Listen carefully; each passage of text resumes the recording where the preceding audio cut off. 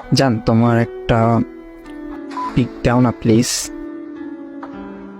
কিন্তু কিন্তু কিছু না, তোমাকে দিতে বলছি, তুমি দিবা।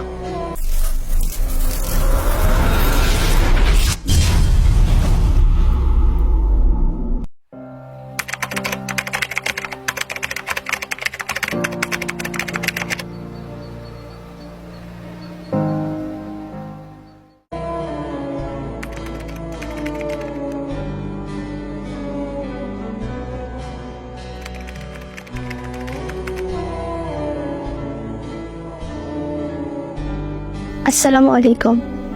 আমি লামিয়া, আমার বয়স 14 বছর। আমি ক্লাস 9-এ পড়ি। আমার বাসা ফরিদপুর। আমার বাবা নেই। আমার নানু বাসা থেকে পড়াশোনা করি আমি আর আমার ভাইয়া। নানু আর আম্মু দেশের বাইরে থাকে। একদিন টিকটকে ভিডিও দেখছিলাম, হঠাৎ একটা ছেলে মেসেজ করে। ছেলেটার নাম ছিল রাফি, বাসা ফরিদপুর, বয়স 17। সে ইন্টার সেকেন্ড ইয়ারে পড়াশোনা করতো। হাই। হ্যালো, কে আপনি? আমি রাফি। তো কিসের জন্য মেসেজ দিয়েছেন? না, এমনিতেই মেসেজ দিলাম। তো আপনার নামটা জানতে পারি?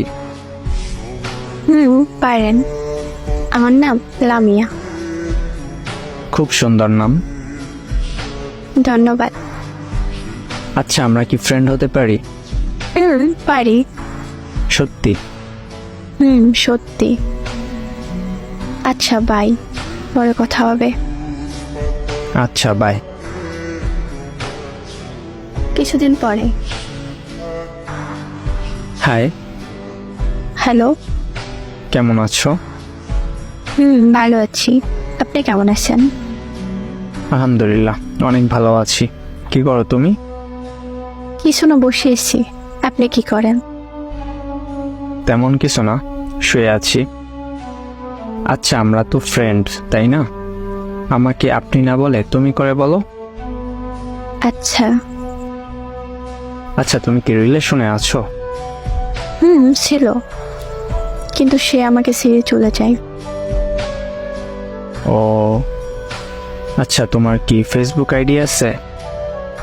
না, আমি ফেসবুক চালাই না। ও আচ্ছা, তাহলে ইমো চালাও? চালাই। আচ্ছা, নাম্বার দাও তাহলে।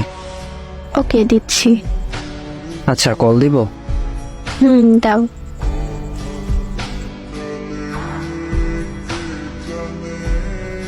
পরেও কল দেয়, আমরা কথা বলি। তার কিছুদিন পর।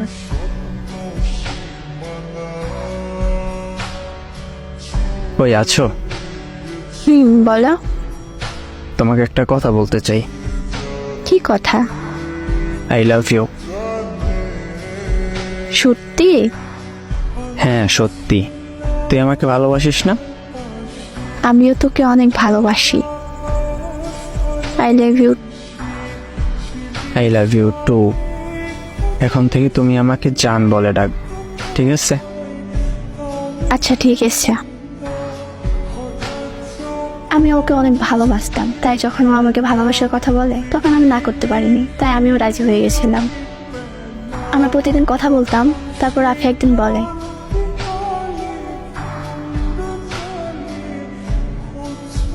ওই জান, আসো। জান, বলো। ওই শোনো না। বলো, শুনছি। জান, তোমার একটা পিক দাও না প্লিজ। কিন্তু কিন্তু কিছু না, তোমাকে দিতে বলছি, তুমি দিবা। তাছাড়া কিছুদিন পর তো আমরা বিয়েই করব।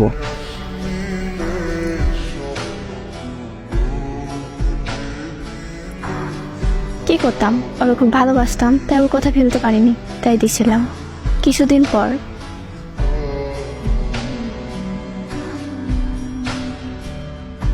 ওই শোনো। হ্যাঁ, বলো। চলো না, আমরা দেখা করি। সত্যি জান? হ্যাঁ, চলো, কাল দেখা করি। আচ্ছা, ঠিক আছে জান, কালকে আমরা দেখা করব।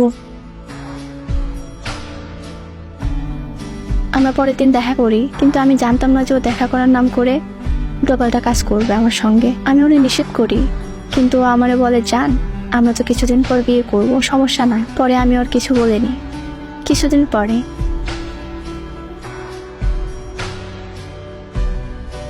ওই ওই যান। হ্যাঁ বলো। আখি কে? আমার ফ্রেন্ড। আচ্ছা, তাহলে ওকে ব্লক করে দাও। না থাক। পরে আমি আর কিছু বলি নাই। ও প্রায় আমার থেকে টাকা নিত। একদিন ও আমার কাছে প্রায় 2000 টাকার মতো চাই। আমি জিজ্ঞেস করি কি করবা। ও বলে নতুন একটা ফোন কিনবে। একটা ফোন পছন্দ হয়েছে, 2000 টাকা নাকি কম আছে ওর কাছে। তো আমি কোনো কিছু চিন্তা না কইরা ওরে 2000 টাকা দিয়ে দিই, কারণ বড্ড ভালোবাসতাম পাগলটারে।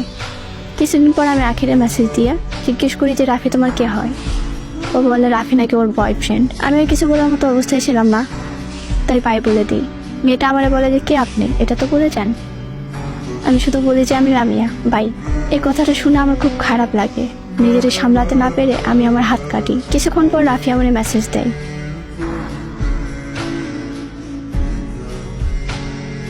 ওই আছো তুমি? আখিরে মেসেজ দিছিলাম। ও বলল তুমি নাকি ওর বয়ফ্রেন্ড। আরে ধুর, ও মজা করছে। ও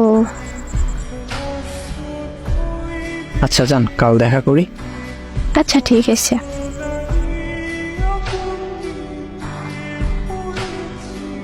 তারপর আমরা দেখা করি। রাফি আমার সঙ্গে সেদিনের মতো আবারও বাজে কাজ করে।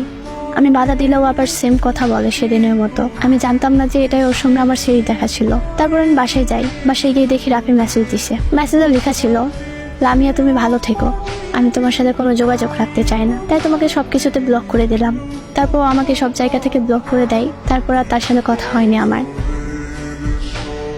সবাইকে একটা কথাই বলতে চাই যে ছেলের মেয়ে ফ্রেন্ড আছে তাদের সঙ্গে কখনো রিলেশনশিপে যাবেন না। আর আমাদের রিলেশন 7 মাসে ছিল। আমি ওরা নিজের থেকেও বেশি ভালোবাসছিলাম, আর ও আমার জীবনটা নষ্ট করে দিল।